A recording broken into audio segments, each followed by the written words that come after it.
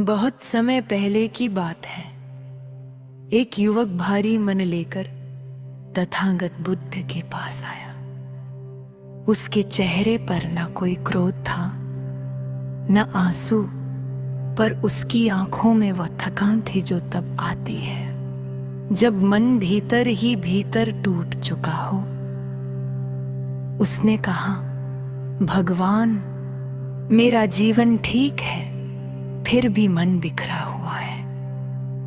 ऐसा लगता है जैसे भीतर कुछ टूट गया हो। बुद्ध ने उसे पास बैठाया, बिना कोई प्रश्न किए वे उसे पास के बगीचे में ले गए। वहां एक मिट्टी का दीपक रखा था, जिसमें दरारें थीं। बुद्ध ने दीपक में तेल डाला और बाती जलाई। दीपक जल उठा और उसकी रोशनी उन दरारों से बाहर फैलने लगी।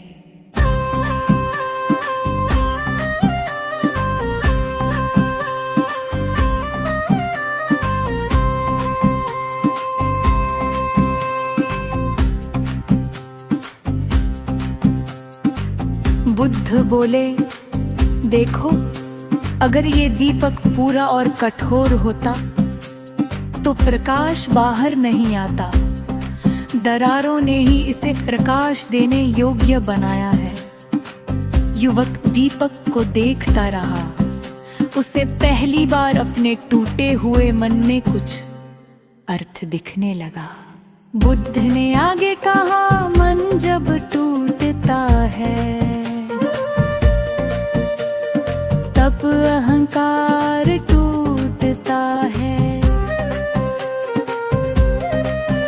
जब अहंकार टूटता है तभी करुणा का जन्म होता है। तुम जिस पीड़ा को कमजोरी समझ रहे हो, वही तुम्हें गहराई दे रही है। युवक बोला, पर ये पीड़ा बहुत भारी है।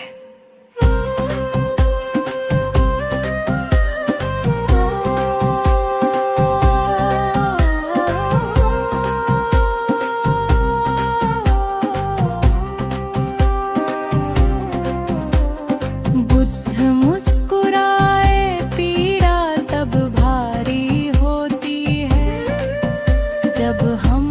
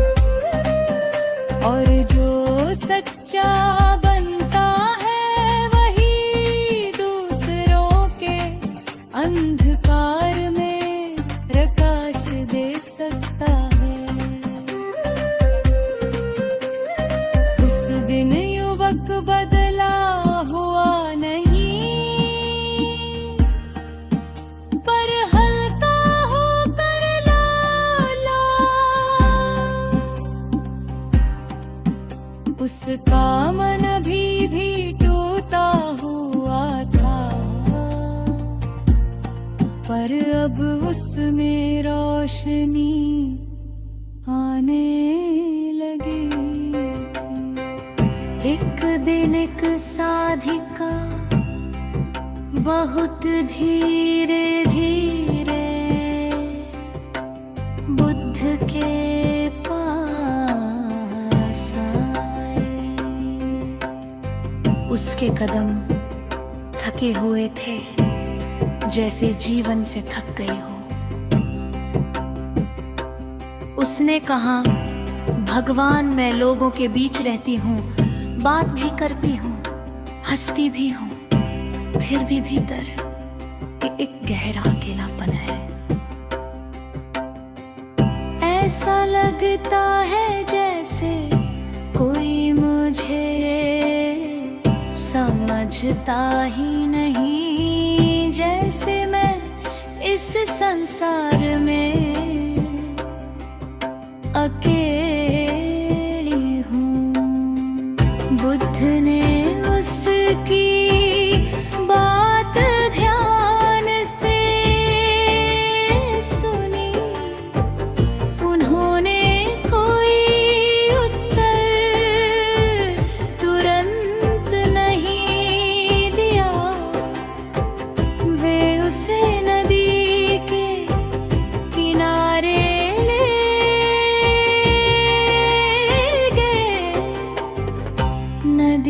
शांत थी। पानी धीरे धीरे बह रहा था, चारों ओर मौन था, केवल जल की हल्की सी ध्वनि। बुद्ध बोले, जब बाहर की आवाजें शांत होते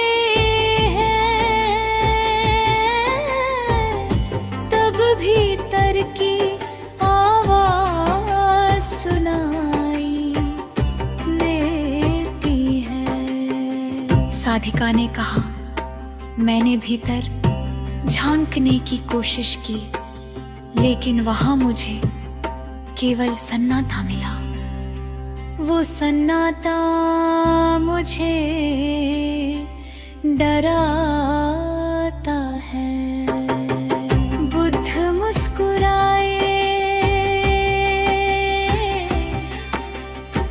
वही सन्नाटा तुम्हारा सच्चा घर है। उससे डर मत, तुम जीवन भर शोर में जीती रही हो, इसलिए मौन अजनबी लग रहा है। उन्होंने समझाया कि अकेलापन तब पीड़ा बनता है जब हम स्वयं से दूर भागते हैं। जब हम अपने ही साथ बैठने लगते हैं, तब वही अकेलापन ध्यान बन जाता है। भीड़ हमें थोड़ी देर का सहारा देती है, लेकिन स्थायी शांति नहीं। बुद्ध ने साधिका से कहा, कुछ करने आंखें बंद करो और केवल अपनी सांस को महसूस करो। ना कुछ बदलो, ना कुछ चाहो। साधिका ने वैसा ही किया। शुरू में उसके मन में कई विचार आए, पुराने शब्द, अधूरी बातें, छूटे हुए रिश्ते। उसे बेचैनी हुई। वो आंखें खोलने ही वाली थी कि बुद्ध की आवाज आई, भागो मत, बस देखो। धीरे धीरे विचारों की गति कम होने उसकी लय स्पष्ट होने लगी। उस सन्नाटे में अब डर नहीं था, वहाँ एक अजीब सी शांति थी, जैसे वर्षों बाद वो स्वयं से मिली हो। कुछ देर बाद साधिका की आंखों से आंसू बहने लगे। उसने कहा, ये अकेलापन अब दर्द नहीं दे रहा, ये तो जैसे मुझे थामे हुए है। बुद्ध बोले, जब तुम स्वयं के साथ बैठना सीख लेती हो, तब संसार तुम्हें कभी अकेला नहीं कर सकता। तब अकेलापन तुम्हारा शत्रु नहीं, तुम्हारा मित्र बन जाता है। उन्होंने आगे कहा, जो स्वयं से जुड़ जाता है उसे किसी और से जुड़ने की मजबूरी नहीं रहती। उसके रिश्ते जरूरत से नहीं, प्रेम से जन्म लेते हैं। साधिका के चेहरे पर पहली बार हल्की मुस्कान आई। उसका अकेलापन अभी पूरी तरह गया नहीं था,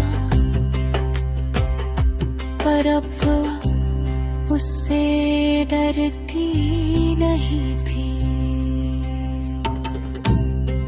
उस दिन उसने जाना कि अकेलापन कोई अभिशाप नहीं है, ये स्वयं से मिलने का द्वार है।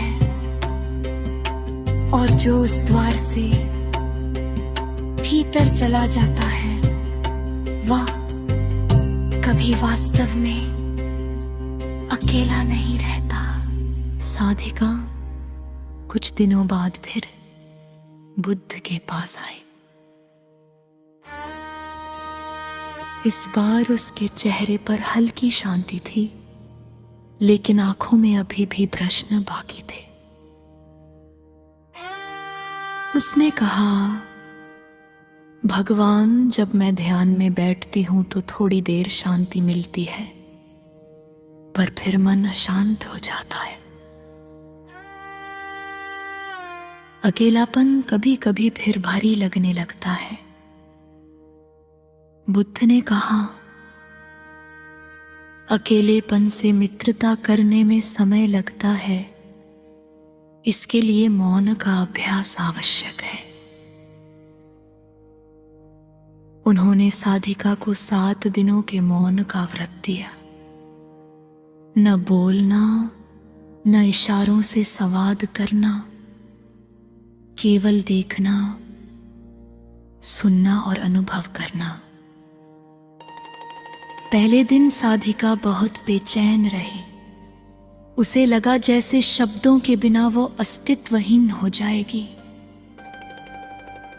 मन बार बार कहता रहा, कुछ बोलो, किसी से बात करो।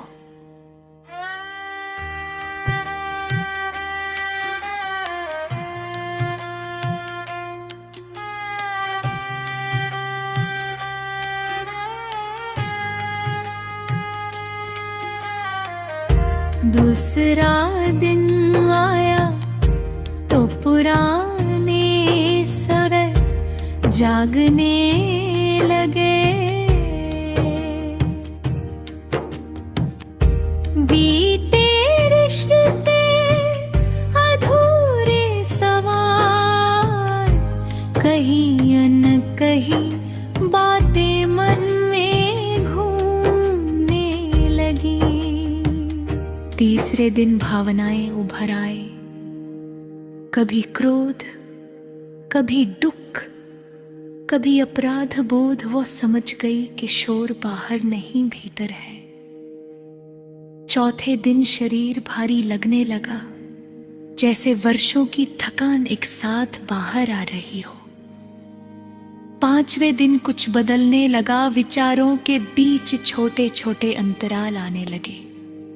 उन अंतरालों में मौन का स्वाद था।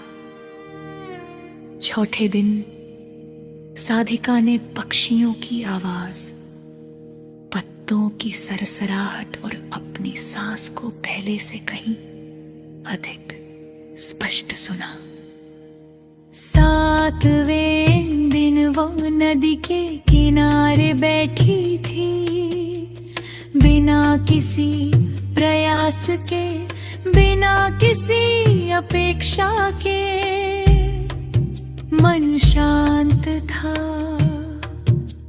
अकेलापन अब खालीपन नहीं था, बल्कि पूर्णता जैसा अनुभव दे रहा था। जब वह बुद्ध के पास लौटी, उन्होंने पूछा क्या पाया। साधिका ने कहा, मैंने जाना कि मैं कभी अकेली नहीं थी। मैं केवल स्वयं से सुने बिना जी रही थी। शब्दों के बिना भी जीवन पूर्ण हो सकता है। बुद्ध मुस्कुराए, मौन व दर्पण है जिसमें आत्मा स्वयं को देखती है।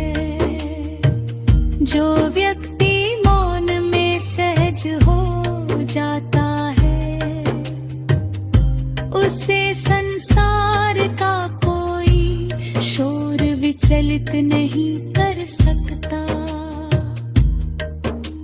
उन्होंने आगे कहा, अकेलापन तब दुख देता है जब हम उसे भरने की कोशिश करते हैं। जब हम उसे स्वीकार कर लेते हैं, तो वही अकेलापन शांति बन जाता है। उस दिन साधिका ने मौन को डर की जगह विश्राम मान लिया। उसने जाना कि हर उत्तर शब्दों में नहीं होता, कुछ उत्तर केवल अनुभव में प्रकट होते हैं। वो अब भी अकेली रहती थी, लेकिन उसका अकेलापन बदल चुका था। अब वो बोझ नहीं था, बल्कि एक शांत संति थी।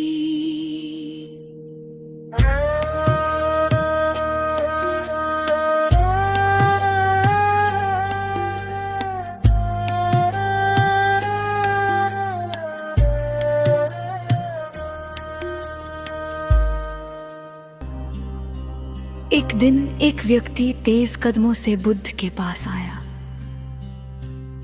उसका चेहरा लाल था, सांसें तेज थी और आंखों में आग थी। वह बोला, भगवान, मैं बहुत क्रोधित रहता हूँ। छोटी छोटी बातों पर मेरा मन जल उठता है। बाद में पछतावा होता है, पर उस समय मैं खुद को रोक नहीं पाता। बुद्ध ने उसकी ओर शांत दृष्टि से देखा।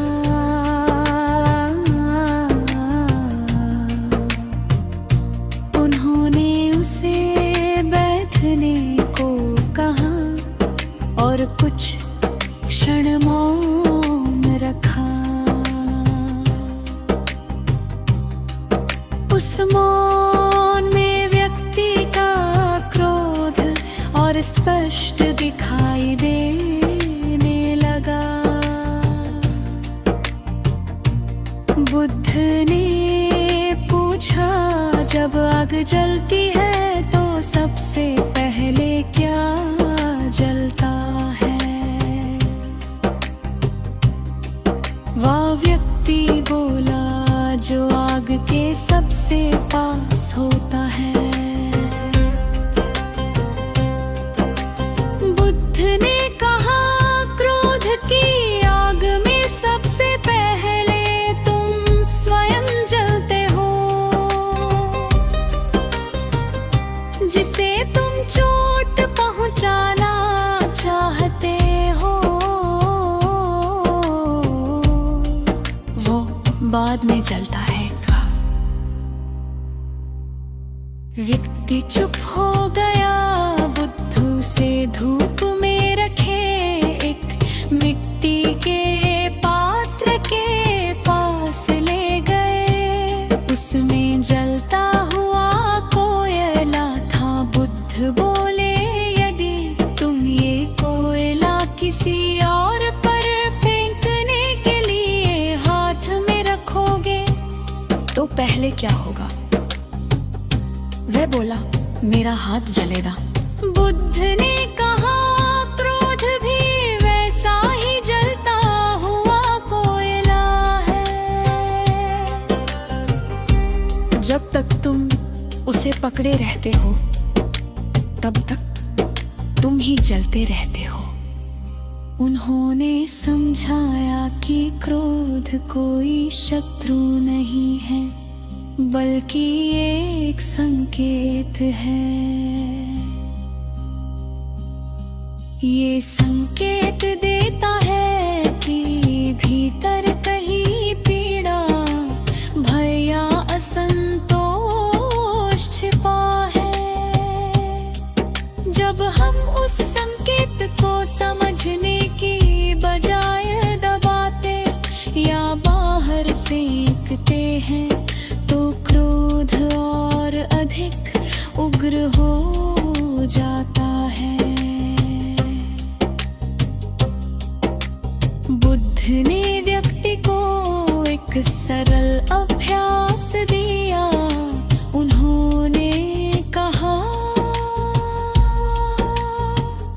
जब भी क्रोध उठे उसे रोकने की कोशिश मत करो, बस रुक जाओ, 3 गहरी सांस लो और भीतर देखो कि ये क्रोध कहाँ से आ रहा है। बुद्ध ने कहा, पर उस समय मन बहुत अशांत होता है।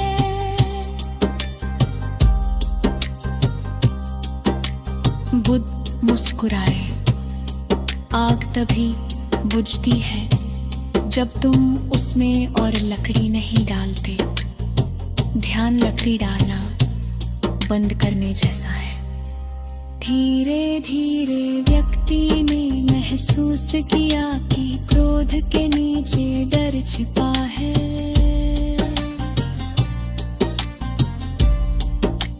डर अपमान का, डर अस्वीकार होने का। इस समझ के साथ उसका क्रोध कुछ हल्का होने लगा। बुद्ध ने कहा, क्रोध को हराने की जरूरत नहीं है, उसे समझो। जो समझ लिया जाता है वह बदलने लगता है। उस दिन वे व्यक्ति पूरी तरह शांत नहीं हुआ, लेकिन उसने पहली बार क्रोध को शत्रु नहीं माना। उसने जाना कि क्रोध आग है पर जागरूकता पानी है, और जहां जागरूकता पहुंचती है वहां आग टिक नहीं पाती।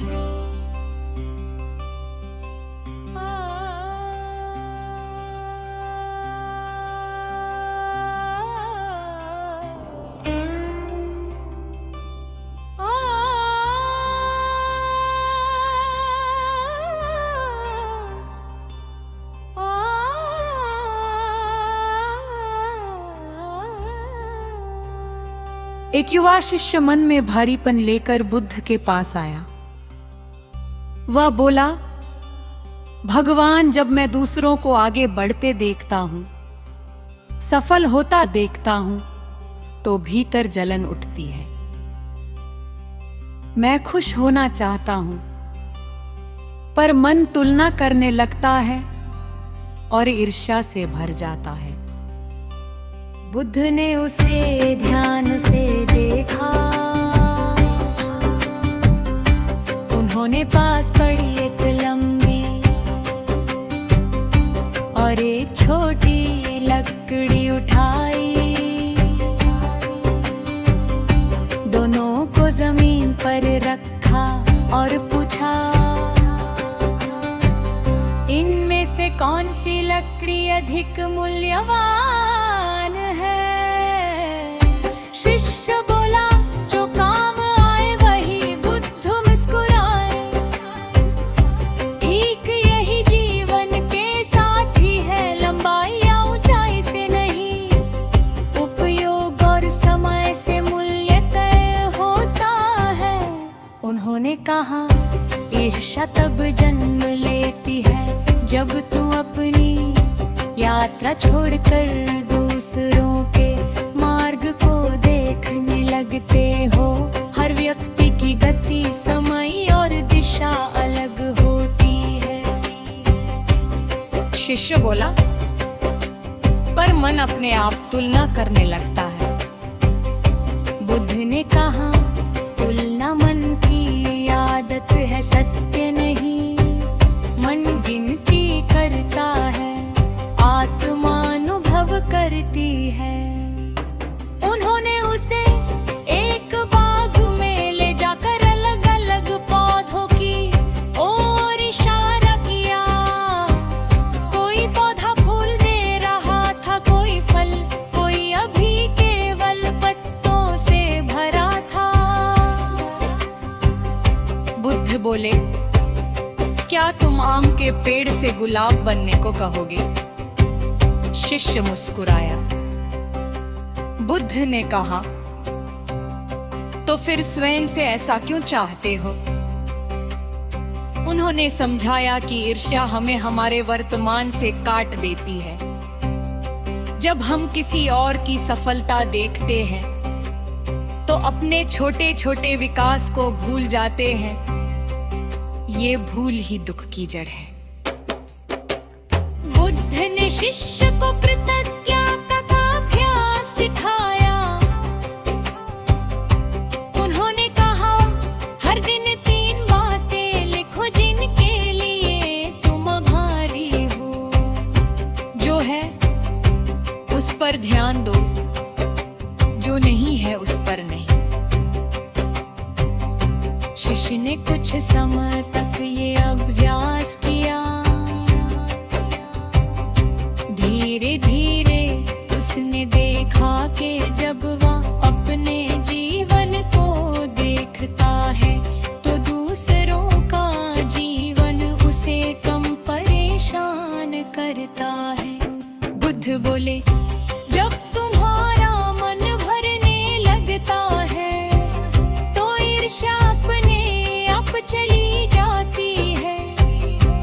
खाली मन ही दूसरों के कटोरे गिनता है। शिष्य ने पहली बार महसूस किया कि ईर्ष्या को बुराई नहीं, बल्कि अपने भीतर की कमी का संकेत है। और उस कमी को बाहर से नहीं, भीतर से भरा जाता है। अंत में बुद्ध ने कहा, तुम किसी और की जगह नहीं ले सकते और कोई तुम्हारी जगह नहीं ले सकता। ये समझ आते ही तुलना का बोझ उतर जाता है। उस दिन शिष्य हल्का मन लेकर लाला, उसकी आंखें अब दूसरों की ऊंचाई नहीं, अपने पथ की स्पष्टता